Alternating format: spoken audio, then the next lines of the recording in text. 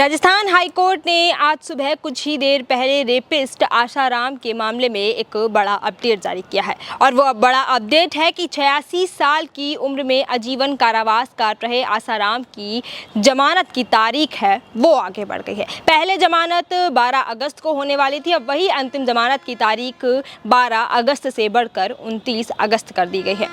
और ये जमानत की तारीख बढ़ने के जो कारण है वो आसाराम की बीमारियों का आधार बनाया जा रहा है और ये कहा जा रहा है कि आसाराम का ट्रोपोनिन लेवल है वो काफ़ी हाई है और अगर ट्रोपोनिन लेवल हाई होता है तो दिल की बीमारियां होने के चांसेस हैं वो काफ़ी ज़्यादा बढ़ जाते हैं। और डॉक्टर्स का कहना है कि अगर इनको किसी भी तरह का ट्रोपोनिन लेवल हाई है या किसी भी तरह की बीमारियां हैं तो हम जल्द से जल्द सभी बीमारियों की जाँच करवाएंगे और उसके बाद एक इलाज है वो करवाया जाएगा। और इसके लिए एक पूरा अलग से डॉक्टर्स का पैनल है वो हाईकोर्ट के आदेश के हिसाब से बनाया जाएगा और अहमदाबाद के सरकारी हॉस्पिटल में इनका इलाज करवाया जाएगा। ट्रोपोनिन लेवल की पुष्टि है वो गुजरात हाईकोर्ट ने की है और उसके बाद से ही अब डॉक्टर्स हैं वो पूर्ण तरीके से अपना काम है वो इस केस में कर पाएंगे। लेकिन अब हम ये भी जान लेते हैं कि आसाराम का ये मामला कब से चल रहा है। आसाराम का ये मामला कोई आज का नहीं है, आसाराम का ये मामला 2013 से चल रहा है क्योंकि 2 सितंबर 2013 को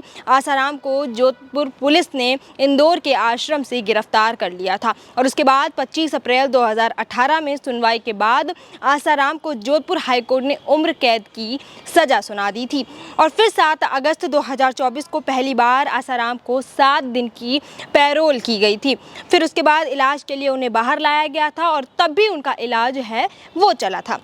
लेकिन फिर 11 नवंबर 2024 में दूसरी बार 30 दिन के लिए इलाज के लिए पैरोल मिली थी। तबीयत जो है पहले से ही ख़राब थी तो उनको 2 बार जो है राहत दी जा चुकी थी, कभी 7 दिन के लिए और कभी 30 दिन के लिए। फिलहाल 7 जनवरी 2025 में 12 साल में पहली बार 3 महीने की उनको ज़मानत है वो मिली थी। ये केस 2013 से चलता हुआ चला आ रहा है और अब 2025 है वो, यानी कि 10 साल से ज़्यादा है वो इस केस को हो गए और अभी तक अंतिम जो निर्णय है उसकी तरफ ये केस नहीं पहुंच पाया क्योंकि आसाराम जो है वो 86 साल की उम्र में अभी भी जेल के अंदर थे और कई बार वो पैरोल पर अपनी बीमारियों के चलते बाहर आ चुके थे क्योंकि आसाराम ने कई सारे रेप हैं वो किए थे, चाहे गुजरात की बात करें, चाहे मध्य प्रदेश की बात करें और चाहे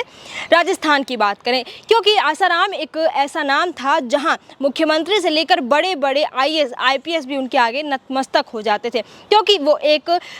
साफ चेहरे के पीछे काला बहरूपिया चेहरा था जिसको पकड़ने के लिए एक बच्ची का जब नाबालिग का रेप किया उसने आवाज़ उठाई, उसके बाद आसाराम के ऊपर जो कड़ी से कड़ी कार्रवाई है वो की गई और उसके बाद उन्हें जोधपुर के आश्रम से गिरफ्तार किया गया और उसके बाद अभी तक उन्हें उम्र कैद की जो सज़ा है वो सुनाई गई है। उसके चलते वो अभी तक आजीवन कारावास की सज़ा काट रहे हैं, लेकिन कभी कभी वो बीमारियों के चलते, इलाज के चलते वो पैरोल पर आ जाते हैं। लेकिन इसका मतलब ये नहीं है कि आसाराम को अभी अंतिम निर्णय की तरफ ये केस है वो पहुंच चुका। अभी ये देखना बाकी होगा कि आगे आसाराम के इस केस में क्या क्या अपडेट आएंगे, क्या वाकई में ट्रोपोनिन लेवल हाई होने की वजह से ये केस आगे और खींचा जाएगा, तारीख पर तारीख बढ़ाई जाएंगी या कोई निर्णय है वो आने की संभावनाएं बताई जाएंगी।